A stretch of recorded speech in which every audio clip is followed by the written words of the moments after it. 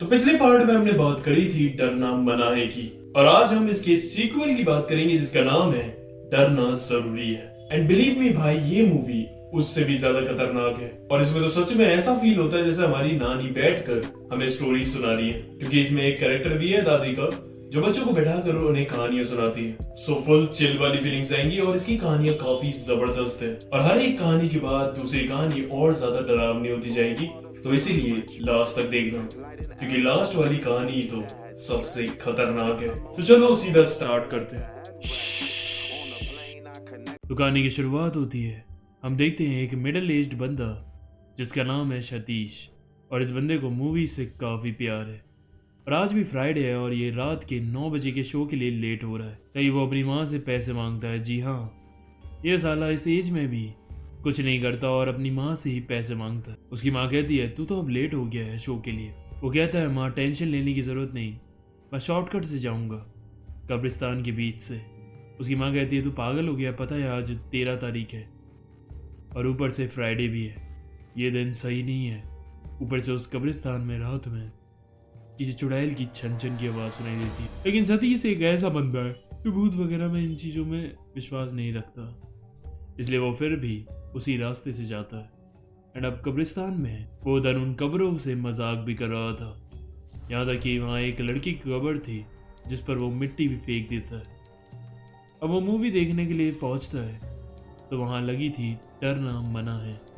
Yes, इस movie का पहला पार्ट। अब वहाँ थिएटर का बंदा बताता है ये मूवी अच्छी नहीं है और इसीलिए पूरा थिएटर खाली पड़ा। अब सतीश कहता है कोई बात नहीं, राम गोपाल वर्मा की मूवी है, बढ़िया ही होगी। एंड फिर वो अपने लिए खाने के लिए समोसा और पॉपकॉर्न भी ले लेता है। एंड उस बंदे पर नोट नहीं थे, इसलिए वो सतीश को एक्सचेंज में कई सारे सिक्के दे देता है। और वो जाकर बैठता है, मूवी देखता है, और उसे मूवी बिल्कुल पसंद नहीं आती, क्योंकि उसे एक्चुअली में वो मूवी समझ ही नहीं आ रही थी। अब समझे, राम गोपाल वर्मा ने इस कैरेक्टर को दिखाकर रेफरेंस दिया था एक्चुअल ऑडियंस को, जो उस टाइम पर उसकी मूवी डरना मना है देखने गए थे और उन्हें मूवी समझ में नहीं आई थी, और इसीलिए उसकी मूवी को उन्होंने बेकार बताया था। अब मूवी खत्म होने के बाद वो उसकी कब्रिस्तान वाले रास्ते से ही वापस आ रहे थे। एंड अब सतीश को डर लग रहा था, एंड तभी उसे चलते हुए छन छन की आवाज़ सुनाई दे रही थी, और अब उसे डर लगने लगता है और वो फिर वहाँ से भागने लगता है। एंड भागते भागते ही वो एकदम से गिर जाता है। एंड देन फिर उसके पैर ही नहीं हिल पा रहे थे और उसे लग रहा था कि उसको चुड़ैल ने पकड़ लिया है, लेकिन ऐसा नहीं था। उसका पैर बस पीछे फंस गया था। ये डर था जो उसके दिमाग में घुस गया था और उसे लग रहा था कि चुड़ैल ने उसका पैर पकड़ा है। अब जैसे ही वो खड़ा होता है तो सामने देखता है कि वो उसी लड़की की कब्र के सामने गिरा था जिसके ऊपर उसने मिट्टी फेंकी थी, और उसकी कब्र से जो भी वहाँ लिखा हुआ था वो ढक गया था, लेकिन सिर्फ 3 वर्ड वहाँ दिख रहे थे, यू आर डेड। अब सतीश को लग रहा था कि ये चुड़ैल ही उसे संगीत दे रही है, और अब वो गया। अब वो भाग कर जाए तैसे उस कब्रिस्तान से बाहर चला जाता है। एंड बाहर आते ही हंसने लगता है और दोबारा एटीट्यूड दिखाने लगता है, मैं नहीं डरता किसी चुड़ैल से। लेकिन जैसे ही वो पीछे मुड़ता है तो वहाँ उसे एक चुड़ैल दिखती है, एंड उसी मोमेंट पर उसे हार्ट अटैक आ जाता है और वो नीचे गिर जाता है। सामने हम देखते हैं तो एक्चुअली में वो चुड़ैल डरना ज़रूरी है का पोस्टर था, जो डरना मना है का सीक्वल के कमिंग सून के लिए लगाया गया था। अब उसके गिरते ही उसकी जेब के सिक्के बाहर आ जाते हैं, और अब उसे रियलाइज़ होता है कि साला वो छन छन की आवाज़ नहीं थी, बल्कि एक्चुअली में इन सिक्कों की आवाज़ सुनाई दे रही थी। वहाँ एक्चुअली में कोई चुड़ैल नहीं थी, लेकिन उसके डर ने उस पर इतना काबू कर लिया था कि उसे ऐसा सच में लग रहा था कि वो चुड़ैल की आवाज़ है। एंड देन सतीश मर जाता है। आई मीन देखा यार, क्या ब्रिलियंटली राम गोपाल वर्मा ने इस मूवी का इंट्रो दिया है, और इसी इंट्रो से उन्होंने पूरी ऑडियंस और क्रिटिक्स को भी रोस्ट कर दिया जिन्होंने उनकी मूवी डरना मना है को खराब बोला था। अब ये इंट्रो खत्म होता है एंड यहाँ से रियल मूवी स्टार्ट होती है। हमें दिखाए जाते हैं 5 बच्चे जो कि अपनी पिकनिक पर आए थे, लेकिन फिर वो घूमने चले जाते हैं एंड देन जंगल में ही खो जाते हैं। आगे जाकर उन्हें एक घर दिखता है और तभी बाहर बारिश होने लगती है। अब बारिश से बचने के लिए वो उस घर में चले जाते हैं, एंड वो घर काफ़ी डरावना और काफ़ी पुराना लग रहा था। अब उन्हें वहाँ मिलती है एक बुढ़िया, एंड बाय गॉड इस बुढ़िया को फुल रिस्पेक्ट है, क्योंकि इसकी एक्टिंग काफ़ी खतरनाक है। आज भी अगर मैं ये मूवी देखता हूँ तो इस बुढ़िया को देखकर मुझे गूज बम्स आ जाते हैं। अब वो बुढ़िया बताती है कि जो उसका नौकर है वो दवाई लेने के लिए गया है। तभी एक बच्ची उसे पूछती है, दादी आपको यहाँ अकेले डर नहीं लगता? बुढ़िया कहती है, लगता है ना बेटा, बहुत लगता है। अब तभी उनमें से एक लड़का जो था आशु, वो ज़्यादा ही चौड़ा हो रहा था। वो कहता है, क्या आंटी, डरने की क्या बात है यहाँ? क्यों बेटा, तुम्हें डर नहीं लगता? कभी भी। अब बुढ़िया कहती है, ठीक है चलो मेरे साथ, मैं तुम्हें 6 कहानियाँ सुनाऊंगी और मैं वादा करती हूँ कि तुम्हें उन्हें सुनकर डर ज़रूर लगेगा। फिर वो बच्चे ऊपर चले जाते हैं एंड बुढ़िया अपनी कुर्सी पर बैठकर फिर वो उन्हें कहानी सुनाती है। पहली कहानी स्टार्ट होती है, उसमें हमें एक प्रोफेसर दिखाया जाता है जिसका नाम है सुनील, और रात में उसके घर उसका एक स्टूडेंट अल्ताफ उसे ट्यूशन लेने के लिए आया था। अब जब वो उसे पढ़ाने के लिए बैठता है तो बार बार सुनील जो था वो इधर उधर देख रहा था। अब अल्ताफ को भी काफ़ी अजीब लग रहा था कि ये क्या हो गया है प्रोफेसर को। फिर थोड़ी देर बाद सुनील कहता है, तुमने वो आवाज़ सुनी? एंड देन फिर वो एकदम से चिल्लाने लगता है। कैसा सिंह प्रोटीन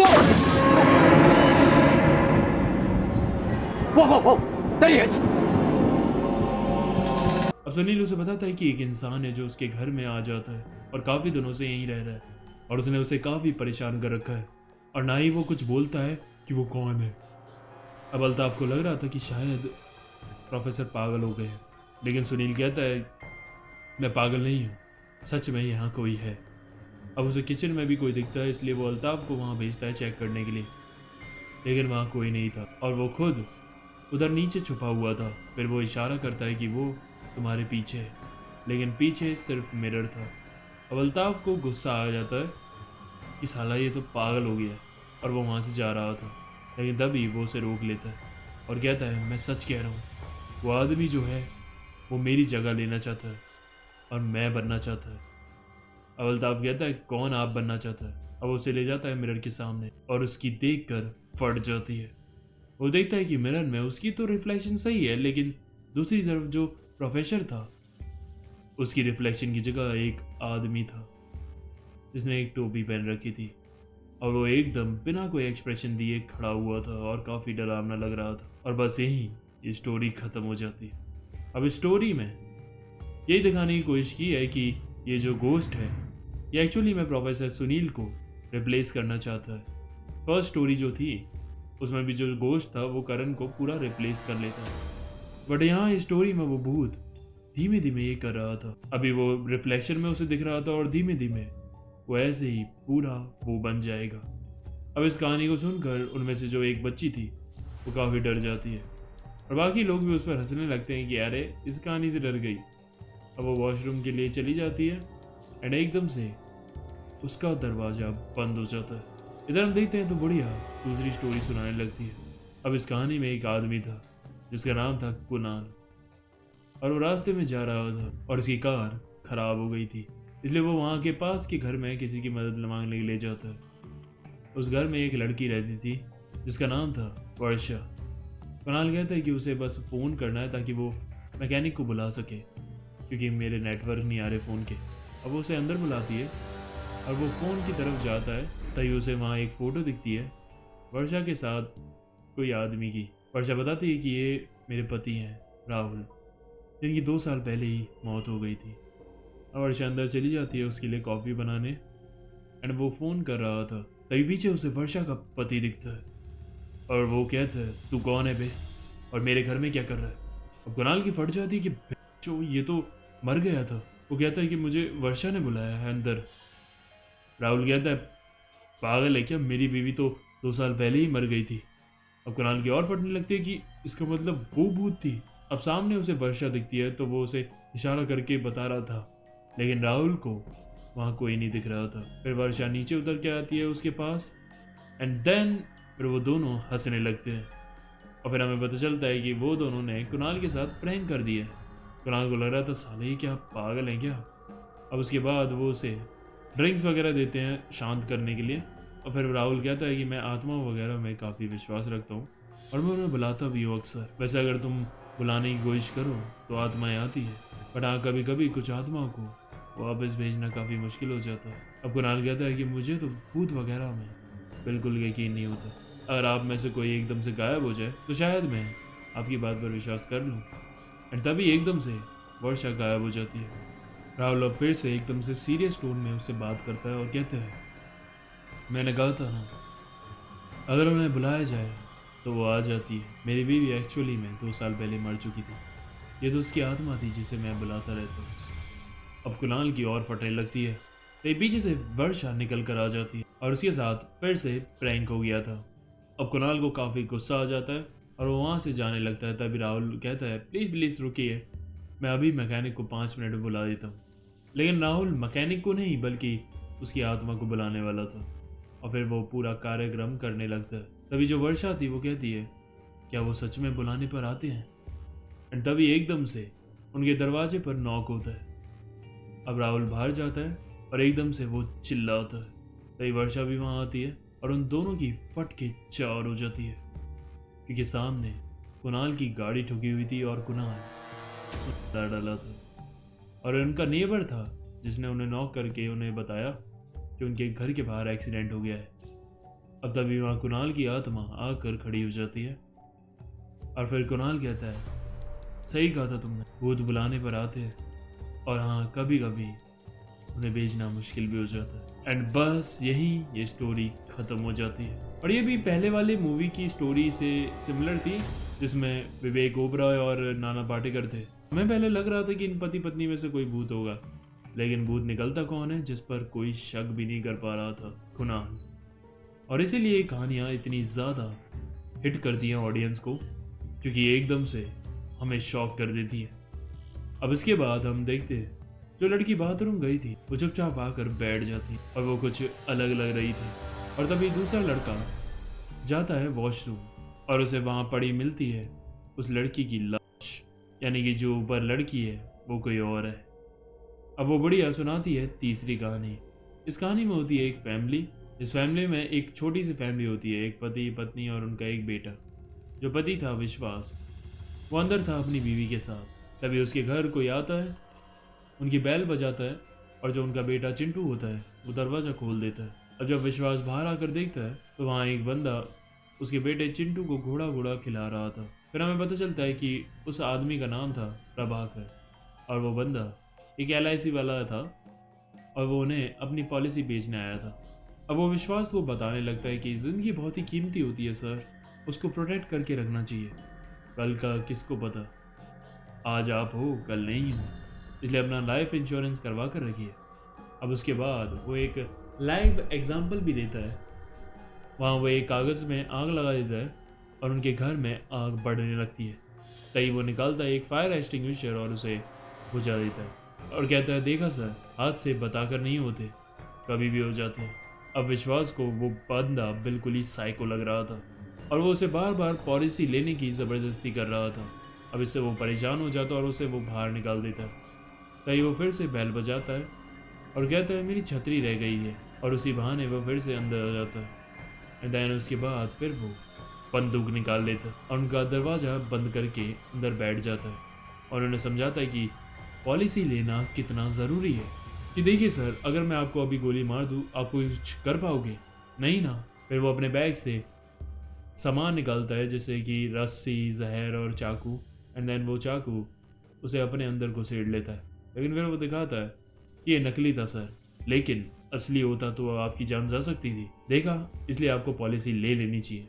अब उसके बाद विश्वास बोलता है कि हमें नहीं चाहिए तुम्हारी पॉलिसी। उसके बाद अब उसे गुस्सा आ जाता है और अब वो उन पर गन तान देता है और कहता है, आप कैसे इंसान हो? मैं बोल रहा हूँ इतनी देर से, हाथ से बताकर नहीं होते हैं। एक तो मैं आपकी ज़िंदगी की भलाई के लिए सोच रहा हूँ और आप है कि मुझे ही भगा रहे हैं। एंड तभी जो विश्वास था वो उसकी गन को पकड़ लेता है। एंड देन फिर वो उन दोनों के बीच में छीना झपटी होती है और हम देखते हैं कि फिर प्रभाकर जो था उसे ही गोली लग जाती है और फिर वो मरते हुए कहता है, मैंने कहा था ना सर, हाथ से बताकर नहीं होते। और यहीं ये स्टोरी खत्म हो जाती है। बड़ा इधर दाद देनी पड़ेगी राजपाल यादव की एक्टिंग को। उन्होंने अपनी एक्टिंग से ही पूरी इंटेंसिटी और सस्पेंस बना कर रख रखा था और हमें भी डर लग रहा था कि आगे क्या होगा, आगे क्या होगा। अब हम देखते हैं कि उनमें से जो एक लड़का था वो भी आत्मा बनकर चुपचाप वहाँ आकर बैठ जाता है। एंड अब दूसरी लड़की जाती है पानी पीने के लिए, और वहाँ एक औरत की फोटो लगी हुई थी जिसकी आंखें बंद थी। अब जैसे ही वो पानी भर कर ऊपर देखती है तो उसकी आंखें खुल जाती हैं और वो स्माइल कर रही थी, और ये देखकर उस लड़की की फट जाती है और वो भी मर जाती है। एंड भाई कसम से ये सीन तुम देखना, बहुत ही खतरनाक बनाया है। मतलब मेरी तो हर बार फट जाती है देखकर। अब इसके बाद जो बुढ़िया थी वो सुनाने लगती है चौथी स्टोरी। अब इस कहानी में एक फेमस डायरेक्टर होता है जिसका नाम था करण चोपड़ा, जिसने कई सारी रोमांटिक और फैमिली मूवीज़ बनाई थी और वो सब की सब सुपर हिट गई थी। लेकिन अब उसे कुछ नया एक्सप्लोर करना था और उसने एक हॉरर मूवी बनाने का सोचा था, और इस मूवी की लीड के लिए वो एक न्यू कमर लड़की को लेने के सोच रहा था।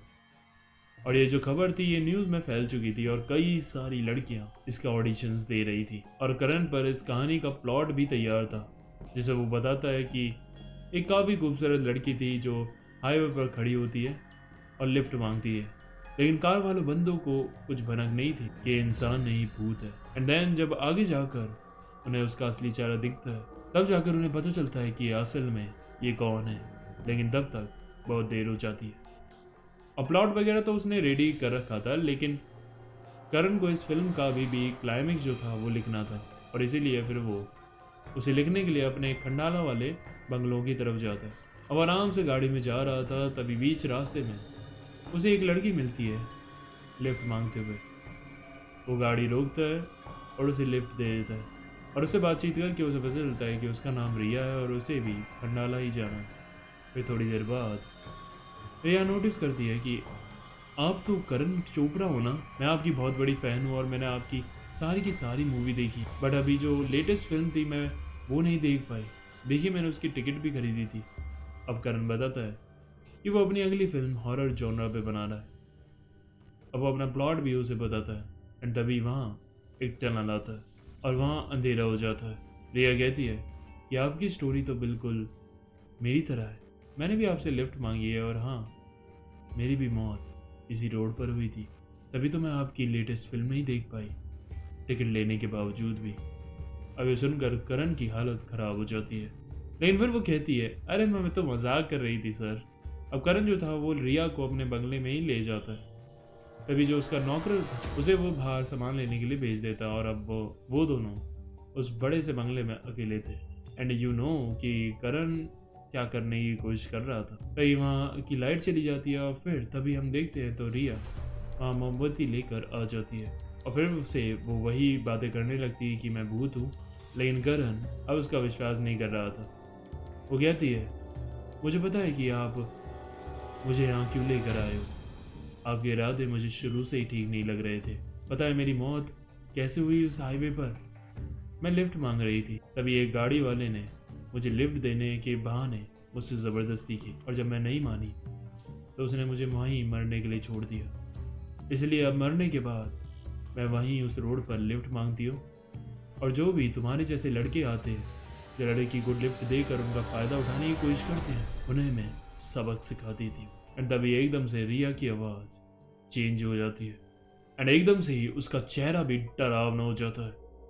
अब ये देखकर करण इतना डर जाता है कि उसे दिल का दौरा पड़ जाता है। तभी रिया रोते हुए आती है और कहती है सर ये एक्टिंग कर रही थी, मैं मुझे आपकी हॉरर फिल्म के लिए सेलेक्ट होना था, इसलिए सोचा क्यों ना मैं आपको एक रियल ऑडिशन दे दूं ताकि आप इम्प्रेस होकर मुझे फिल्म में ले लो। लेकिन बेचारा करण उसके ऑडिशन के चक्कर में मर जाता है, और यहीं ये स्टोरी खत्म होती है। सो यार पिछली स्टोरी की तरह जैसे नाना पाटेकर को दिल का दौरा पड़ा था डर के मारे, ऐसे ही इसे भी यहाँ दिल का दौरा पड़ गया।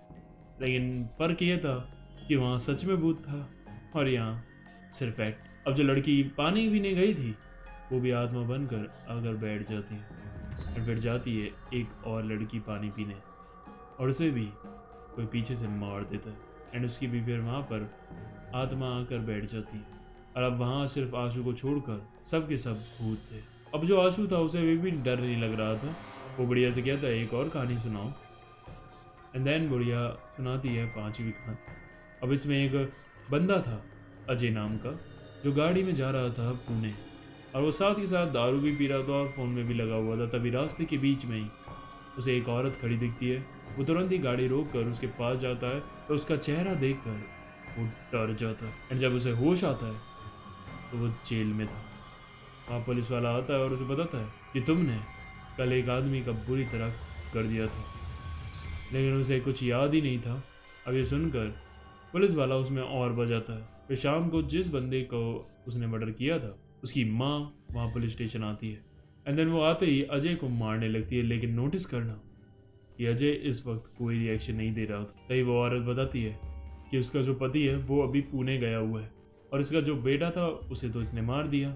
एंड देन फिर पुलिस वाला उससे पूछता है कि आपकी एक बहू भी तो थी। वो बताती है कि हाँ, मेरी बेटी की जो पत्नी थी वो साली तो बच्चलन निकली, किसी के साथ भाग गई। अब तभी जो अजय था वो एकदम से लड़की की आवाज़ में बोलता है, झूठ बोलती है। अब अजय के अंदर उसी लड़की की आत्मा थी जो कल रात उसे रोड के बीच में मिली थी। अब यहीं से हमें इसका पास दिखाया जाता है कि ये जो लड़की थी इसका नाम था संध्या, और ये जो सामने औरत बैठी है इसी की बहू थी। लेकिन जो इनके घर वाले थे वो इस पर बहुत जुर्म करते थे और हर बात पर, और एक दिन तो इन्होंने उसे जिंदा ही जला कर मार दिया और इसीलिए अब ये बदला लेने के लिए वापस आई है। अब जो उसकी सास थी वो तो समझ जाती है कि हाँ, ये संध्या ही है और इसीलिए तो इसने इसके बेटे को बुरी तरह मारा। लेकिन वो पुलिस वाला अजय में चाटे बजाता है क्योंकि उसे तो अभी भी लग रहा था कि ये साला एक्टिंग कर रहा है। लेकिन इससे संध्या को गुस्सा आ जाती है एंड देन वो पुलिस वाले की बॉडी में घुसकर उसकी बंदूक से अपनी सांस को शूट कर देती है और फिर वो जाते हुए कहती है अजय से, तो फिक्र मत, अब ये पुलिस वाला तुझे भी जाने देगा क्योंकि अब ये भी फंस चुका है क्योंकि इसी की गन से गोली मारी है मैंने और इसे भी रियलाइज हो जाएगा कि तूने ये काम नहीं किया। एंड देन फिर वो वहाँ से चली जाती है। जब पुलिस वाला होश में आता है और वो उस औरत की लाश को देखकर हैरान हो जाता है और वो समझ जाता है कि असल में ये संध्या ही करा रही थी। अब इसके बाद उस पर भी कोई रास्ता नहीं था। उसने अपने आप को बचाने के लिए उस माँ और बेटे दोनों की बॉडी और इस केस को हमेशा के लिए वो दबा देता है। उसके बाद अजय अपनी गाड़ी में जा रहा था, तभी रास्ते में उसे फिर से संध्या मिलती और वो आराम से उसकी कार में बैठी हुई थी और वो कहती है, अब मुझे पुणे जाना है क्योंकि ससुर अभी बाकी है। इसलिए अब वो उसके साथ आराम से पुणे जाएगी और वहाँ जाकर अपना बदला लेगी और यहीं ये स्टोरी ख़त्म होती है। एंड इस कहानी में मैं अप्रिशिएट करना चाहूँगा रणदीप हुड्डा की एक्टिंग को, मतलब क्या ही लाजवाब काम करा है। अबुड़िया ने सारी कहानी सुना दी थी, लेकिन उसके बाद भी आशु को डर नहीं लग रहा था। अबुड़िया कहती है मेरी तो सारी कहानी ख़त्म हो गई, लेकिन आशु कहता है मुझे तो अभी भी डर नहीं लगा, देखा डरना ज़रूरी थोड़ी ना होता है। फिर वो पूछता है लेकिन आपने कहा था कि आप 6 कहानियाँ सुनाओगी, आपने तो 5 ही सुनाई। बुढ़िया कहती है मैंने 6 कहानियाँ ही सुनाई हैं और सबसे पहले वाली कहानी तो मैं तुम्हें नीचे दरवाजे पर ही सुना चुकी हूँ।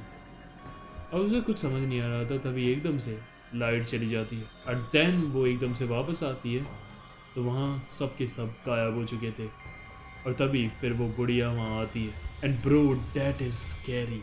फिर वो सारे बच्चे वहाँ पर आ जाते हैं और उसे घूर रहे थे और अब आशु समझ गया था कि ये सब के सब भूत बन चुके, इसलिए फिर वो वहाँ से डर के मारे भागता है। एंड तुम्हें पता ही है जो डर गया वो मर गया। अब वो मेन गेट को खोलने की कोशिश करता है लेकिन वो खुलता ही नहीं है एंड तभी पीछे से बुढ़िया आती है और उसे भी ख़त्म कर देती है। एंड ब्रो जस्ट सी यार, ये बुढ़िया कितनी खतरनाक लग रही है। कोई मेकअप नहीं, कुछ नहीं, सिर्फ अपनी एक्टिंग से ये खतरनाक दिख रही है। सही में यार ये सबसे डरावनी चुड़ैल लगती है मुझे आज तक। अब अगले दिन हम देखते हैं कि पुलिस वाले उस घर में आते हैं उन बच्चों की बॉडीज को लेने के लिए। अब वहाँ के वो नौकर से भी पूछताछ करते हैं तो वो बताता है कि ये घर तो बहुत सालों से ही खाली पड़ा हुआ है। काफ़ी सालों पहले हमारी एक बूढ़ी दादी यहाँ रहती थी। एक दिन जब उन्होंने मुझे दवाई लेने भेजा और जब मैं वापस आया तब तक वो इस दुनिया को छोड़कर जा चुकी थी। और हाँ, उन्हें बच्चों से काफ़ी प्यार था, लेकिन उनकी खुद की कोई औलाद नहीं थी। और यही थी वो 6 स्टोरी या फिर बोल सकते हो पहली स्टोरी जो बुढ़िया ने सुनाई थी। एंड फिर हमें लास्ट में दिखाई जाती है वो बुढ़िया और वो 5 बच्चे। अब इससे तो तुम समझ ही हो कि क्योंकि उस बुढ़िया को बच्चों से काफी लगाव था, इसलिए वो भी उन्हें अपने साथ ही अपनी दुनिया में ले गए। एंड यही ये मूवी खत्म होती है। सो यस, ये देखने के बाद तुम्हें मानना तो पड़ेगा ये डरना मना है से ज्यादा खतरनाक थी। और अभी हमें ऐसा कुछ कमी देखने को मिलता है बॉलीवुड से, मतलब तुम्बाड़ जैसी मूवीज भी फ्लॉप हो जाती है, तो इसीलिए शायद लोग एक्सपेरिमेंट करने से भी डरते हैं क्योंकि ऑडियंस एक्सेप्ट ही नहीं करती। और भाई मैं तो ऐसी और मूवीज देखना चाहता हूँ। बाकी तुम बताना तुम्हें कैसी लगी ये मूवी, और इन मूवीज में से तुम्हें सबसे ज्यादा खतरनाक कहानी कौन सी लगी। वीडियो अच्छी लगी तो तुम्हें पता ही क्या करना है, लाइक शेयर और सब्सक्राइब करके जल्दी से 10K कराओ। बाकी इसका अगर पिछला पार्ट नहीं देखा है तो इधर क्लिक करके देख सकते हो। तो चलो फिर मिलते हैं।